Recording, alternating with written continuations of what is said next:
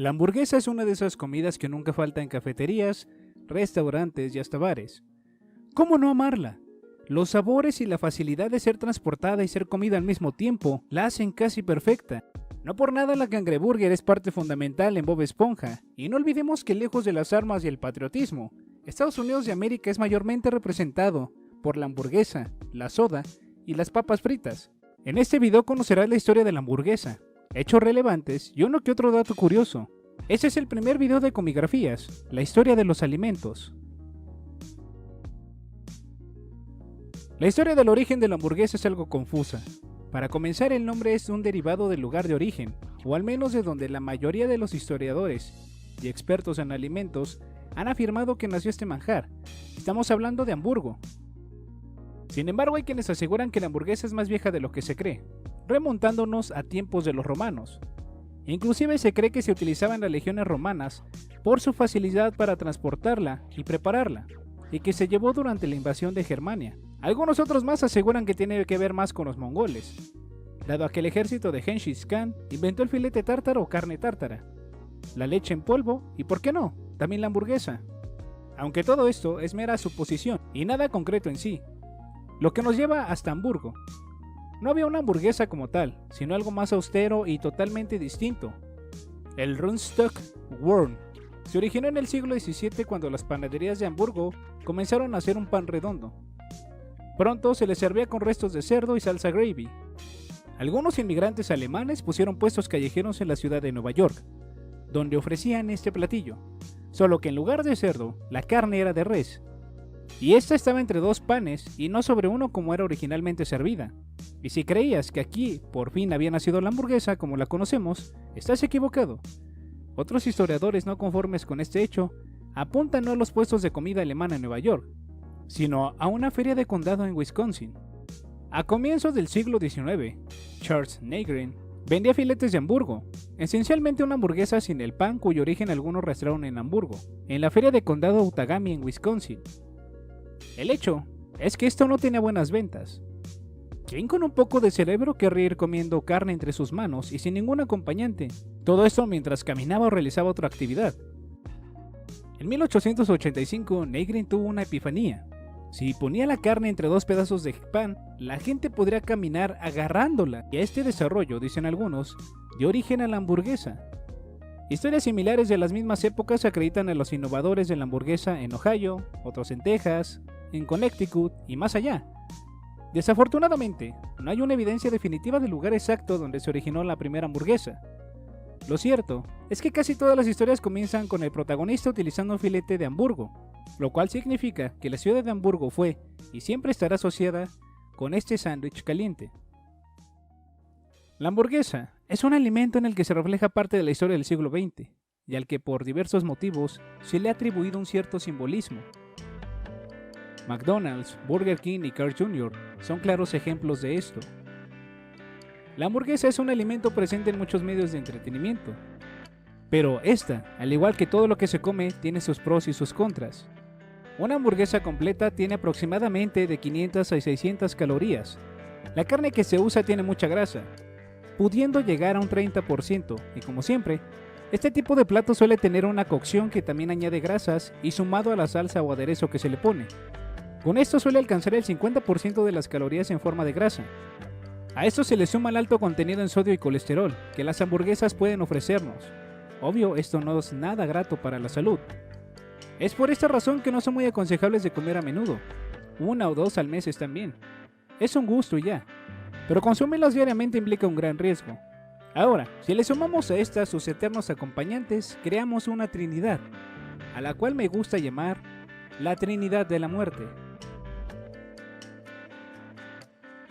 Resulta curioso cómo la hamburguesa nacida en otros países o continentes, según la historia, sea mayormente consumida en Estados Unidos y que esta sea una perfecta representación de su estilo. Entonces, ¿la hamburguesa es buena? ¿Merece la pena ser comida, admirada o inclusive dedicarle un video? Sí, la respuesta es sí. La hamburguesa es una perfecta combinación de ingredientes que permite al comensal decidir con qué ingredientes crearla y de qué manera comerla. Inclusive, existen las hamburguesas vegetarianas.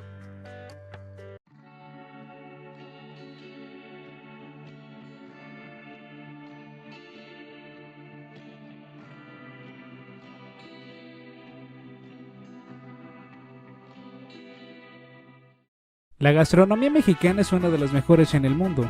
No por nada fue nombrada por la UNESCO como Patrimonio de la Humanidad. Si me dijeran qué comida sería ideal para representar a mi país, sin dudas diría que el taco. Este manjar es conocido en gran parte del mundo y sin olvidar mencionar que en México es la comida más popular. Hoy en Comigrafías veremos la historia de este manjar, digno de los mismísimos dioses.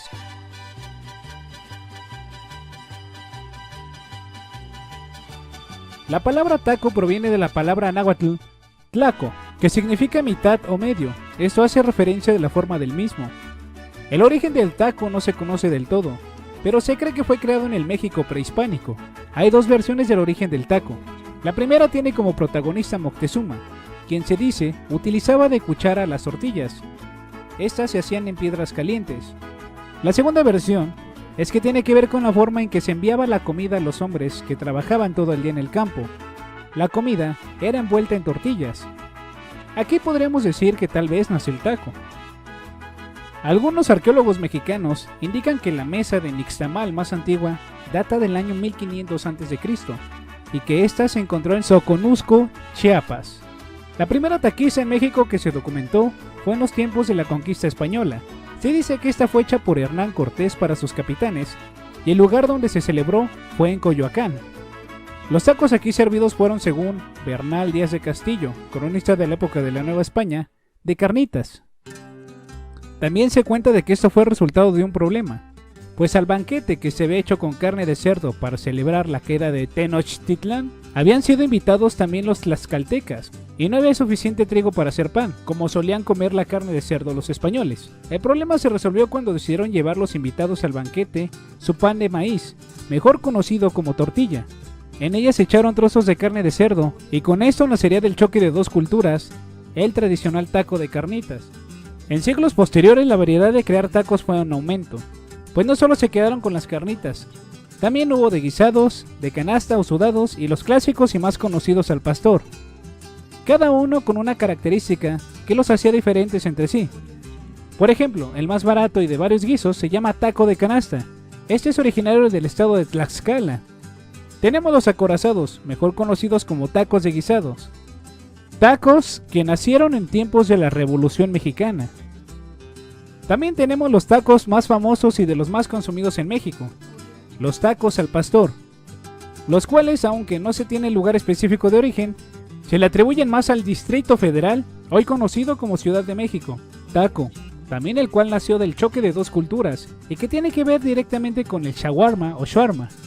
Este fue concebido por inmigrantes que al llegar a México y no encontrar ingredientes originales para su receta, improvisaron y en lugar de carne de cordero, pusieron carne de cerdo y adobo. Pero, como los mexicanos somos bien chingones, un taquero mejoró la receta, poniéndole más especias, piña y una rica salsa taquera. El taquero, para quienes no sepan, es como un chef de élite. Ya en serio, son sorprendentes al momento de servir decenas y decenas de tacos.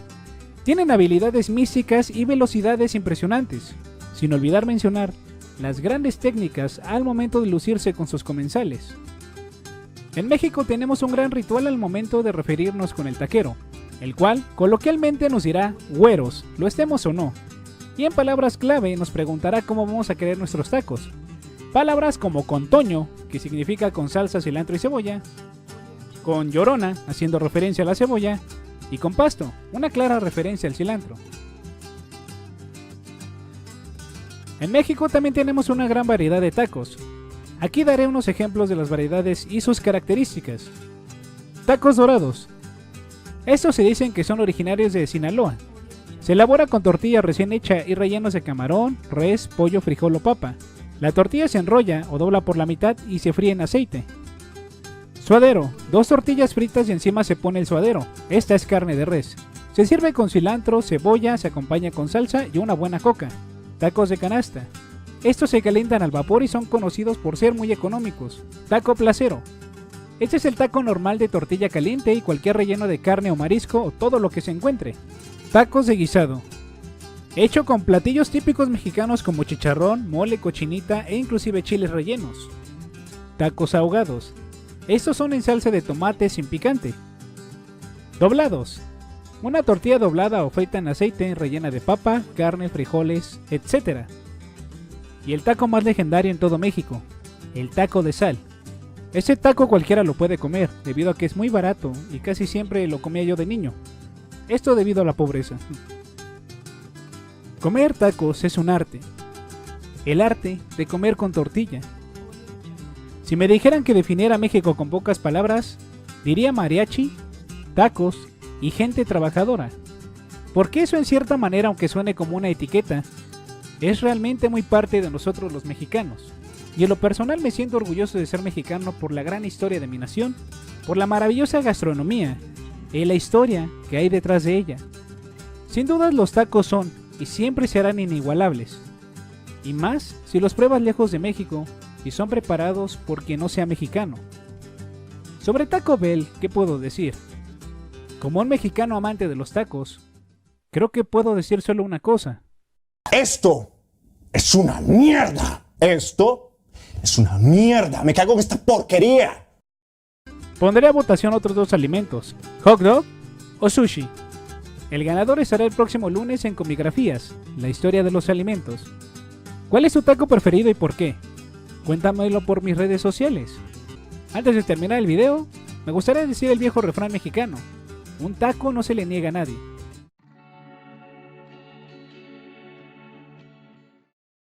El ganador de la semana pasada fue el sushi. En lo personal me gustan más los hot dogs, pero al público lo que pidan. El sushi es una de las comidas más populares en el mundo y tiene una gran variedad de ingredientes. Hay sushi de todos sabores y colores. Este alimento tiene un origen muy interesante. Comencemos con su nombre. Sushi no hace referencia al pescado crudo. Sushi hace referencia a la unión de ingredientes del arroz avinagrado. Técnicamente, sushi es el resultado de una fermentación de arroz, a la cual después se le agregó pescado. Ah, y otra cosa, el sushi tampoco es de Japón.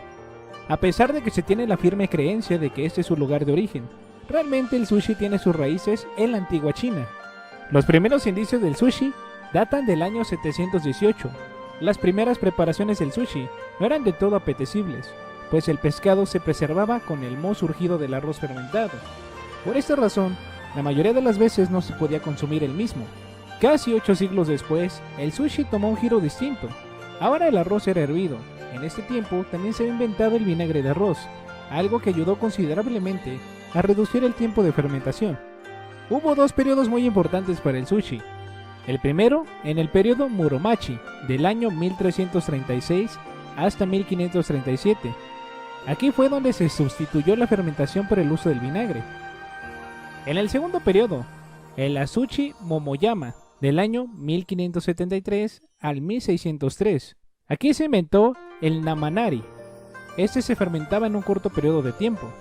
A pesar de tener ya una técnica más avanzada de preparación, el olor era repugnante, a tal grado que muchos describían al sushi como una mezcla de queso azul, pescado podrido y vinagre de arroz.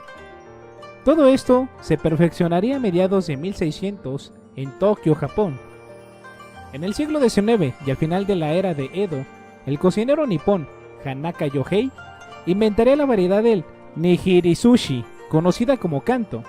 Como ya se había hecho tiempo atrás, se dejó la fermentación de lado para emplear solamente vinagre de arroz en el cereal y los diferentes tipos de pescados. Estos se marinaban con salsa de soja o el vinagre, se salaban con generosidad y a veces incluso se cocinaban, todo con el fin de poder alargar su periodo de consumo.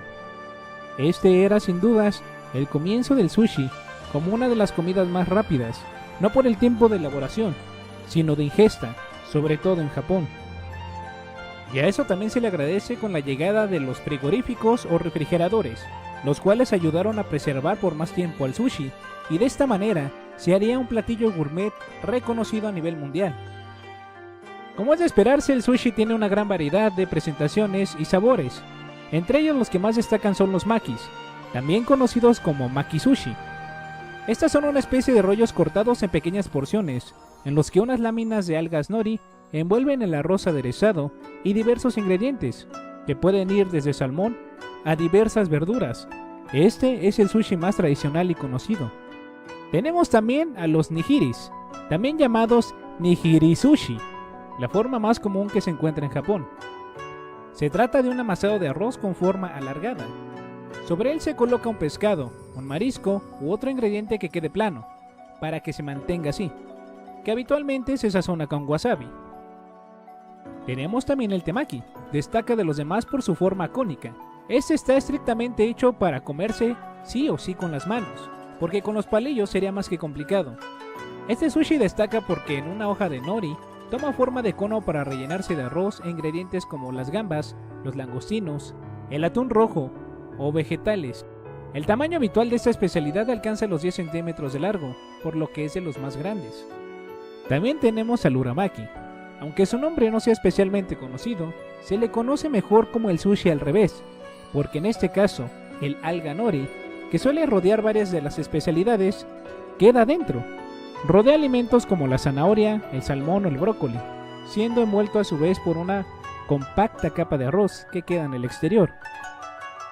También tenemos el sashimi, algo tan complejo y sencillo a la vez. Este plato tradicional japonés no lleva arroz y esencialmente se limita a presentar diferentes pescados y mariscos crudos o muy ligeramente cocinados, acercándose a lo que podría ser un carpaccio. Se cortan firmemente, se acompañan de rábano daikon rallado, un poco de jengibre en conserva y se porciona salsa de soja con wasabi o ponzu para bañar los cortes antes de llevárselos a la boca. Sin duda, el sushi es uno de los alimentos que tiene diversas maneras de ser presentados y que son muy populares, son muy fáciles de comer y es considerado un manjar para muchos. Pero, aunque indagando un poco sobre el sushi y su popularidad, me he topado con un problema al consumirlo. Se trata de Anasinakis, un parásito que se desarrolla por consumir sushi.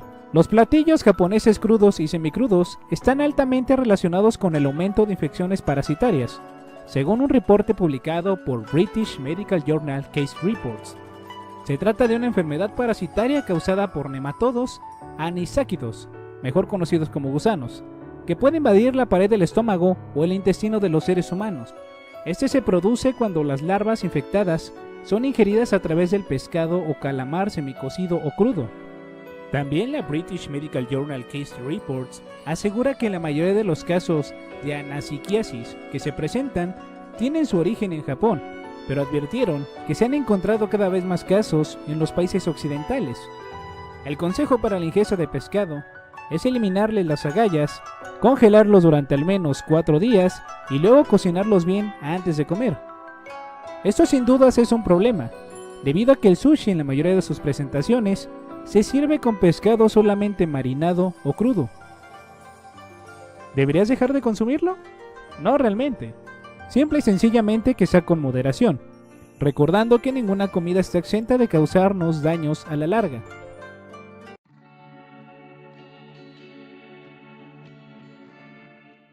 Tal vez no lo sepan, pero los tamales son tan importantes en nuestra gastronomía y tan icónicos, al mismo nivel de los tacos y el pulque. Los tamales, para quien no lo sepa, forman parte de un grupo alimenticio que contiene la extraña vitamina T. Estos pertenecen a una trinidad de alimentos muy conocidos por ser parte de una estricta dieta de muchos chilangos, estudiantes, foráneos, trabajadores y más. Los alimentos con dicha vitamina T son los tacos, las tortas y los tamales. Y sí, eso es un chiste muy común entre los mexicanos. El tamal es uno de esos alimentos sencillos y complejos a la vez. No hay una manera tan fácil para poder describir este gran manjar, y es que al igual que los tacos, tienen muchas variedades, pasando desde lo más humilde, pasando por lo dulce y lo picoso, y lamentablemente también pasando por porquerías como estas. Los tamales tienen, al igual que muchas comidas mexicanas, un origen prehispánico, aunque no se da totalmente el crédito a México por los tamales. Lo que sí se puede decir es que está más asociado a este país que a cualquier otro. Hoy en día preparar tamales es sumamente fácil. De ahí una de las razones por las cuales muchos tamaleros están al rescate de los madrugadores que van a estudiar o trabajar. Algunos historiadores indican que antes los tamales eran tan complejos de hacer, pues se requirió del desarrollo paulatino durante siglos de instrumentos y el dominio de algunas técnicas gastronómicas para poder crear lo que son hoy en día. Entre las principales se encuentran los necesarios para desgranar las mazorcas, como raspadores de piedra, ollas y pinchanchas, para moler el grano, manos y metates, y para cocer la masa, ollas y tapas. Entre las técnicas que hubo que dominar se encuentran la nixtamalización, la molienda, el amasado, la envoltura y la cocción. Los tamales en un principio eran solo elaborados en ritos fúnebres, y esto era más simbólico tiempo atrás, debido a la complejidad para prepararlos. Los más frecuentes eran envueltos en hojas de mazorca del maíz o en hojas de plátano, esto más que nada en las zonas costeras. La fuente de información más completa sobre los tamales es el Códice Florentino, en el cual no solo se indica la diversidad de los tamales, sino que se informa de las ocasiones en que se les consumía, e incluso se dan indicios de las maneras en que se les preparaba. Los tamales no tienen en sí un origen tan sobresaliente como los tacos con la llegada de los españoles, pero sí tuvieron la misma particularidad de ser una comida sin igual, con una gran variedad de ser servida, y es que esto hace tan especial esta comida de masa, rellena de guisados envuelta en hojas de las mazorcas de maíz y cocidos al vapor. Los tamales deben su gran popularidad por dos cosas: la facilidad de rellenarlos de los guisos existentes y por haber, y por ser baratos. Ah, y una cosa más, por ser una fast food poco común. Sí, como lo escuchaste, los tamales se pueden considerar una fast food. No se necesitan cubiertos, platos o una mesa necesariamente para comerlos. La variedad de los tamales se debe sobre todo por las zonas geográficas y temporadas de cosechas. Cada estado en México al menos tiene una docena de variedades que no se repiten con las de otros estados. Y ahora que hablo de variedades, chequemos un poco sobre los tamales más icónicos, populares y muy conocidos en México. Tamales de mole. Los tamales de mole están hechos con una gran variedad de moles, porque obviamente existen también una gran variedad de estos. Así que pueden variar desde lo más dulce hasta lo más picoso. Los más clásicos son rellenos de pechuga de pollo deshebrada con mole poblano. Tamales verdes. Estos a mi parecer son los más sabrosos. Pueden ser de carne de puerco, pollo y res, acompañados en salsa verde. Y estos son los más populares entre estudiantes y godines. Tamales de rajas. Al menos en la Ciudad y Estado de México estos son los más parecidos a un tamal vegetariano. Estos carecen de carne y realmente no es necesaria, ya que en su lugar el quesillo o queso Oaxaca dan un toque sublime. Son muy picosos y pueden ir variando de estado a estado, desde rajas poblanas con papas y elote hasta rajas poblanas con carne. Tamales de dulce. Estos para empezar son mucho más deliciosos que las porquerías que han hecho últimamente. Estos suelen ser preparados de dos maneras, una muy tradicional y otra artificial, que es la más común. Los colorantes que muchas veces se ocupan son el rosa y el amarillo, para los tamales dulces de fresa y piña respectivamente. Estos son los tamales más sencillos de hacer, solo se pinta o colorea la masa de tamal y se le agrega la fruta natural. Tamales oaxaqueños. Estos para muchos son como los tamales gourmet o de élite, porque su presentación es mucho más llamativa que los tradicionales de hoja de maíz. Los tamales oaxaqueños son tamales preparados con hoja de plátano, lo cual obviamente hace que su costo sea más elevado, y estos sobresalen sobre todo por su forma cuadrada. Aquí existe una gran variedad de sabores, desde los rojos de chile guajillo, los de salsa pasilla, los exquisitos verdes con carne de puerco y hasta de frijol. Sin dudas, ahora que lo pienso bien, sé por qué ganaron los tamales, y eso es porque son una delicia gastronómica de México. Pero ahora que hemos hablado sobre el tamal, hablemos de una comida polémica que ha dividido opiniones en México, sobre todo por la eterna guerra entre los norteños y nosotros los chilangos, por quién tiene las mejores y las peores comidas. Del platillo que hablaré es de la torta de tamal, conocida coloquialmente como la guajolota. Cuenta la leyenda que en realidad la guajolota nació en la ciudad de Puebla, y no es precisamente el tamal que todos conocemos adentro de un bolillo. La guajolota de hecho es un pambazo con una enchilada dentro. Al ser una mezcla de pan de trigo con un alimento de maíz en su interior, en la Ciudad de México se adoptó el nombre de torta de tamal, pero estrictamente el origen de la guajolota es el pambazo relleno de enchiladas del estado de Puebla. Así que ahora sabemos de dónde viene el nombre o esta manera de llamar a la torta de tamal. Aún así, no importa si es guajolota o no. Lo único que debes de saber es que es más tradicional desayunar una buena guajolota de verde con un champurrado bien caliente que comer cereal. Esto es un manjar de los dioses y por separado son ricos, pero juntos son una delicia y un manjar de 10 de 10. Y bien, con eso concluye los primeros 4 capítulos de esta serie de comigrafías. Próximamente pondré a votación en este canal 2 o tal vez 3 comidas icónicas y ustedes decidirán cuál será la siguiente para la comigrafía número 5. Sin más por el momento, se despide su vecino y amigo el Hombre Araña, recordándoles que las cosas son, aunque no quieran que sean. Adiós y gracias a los Patreons por aportar. Muchas gracias.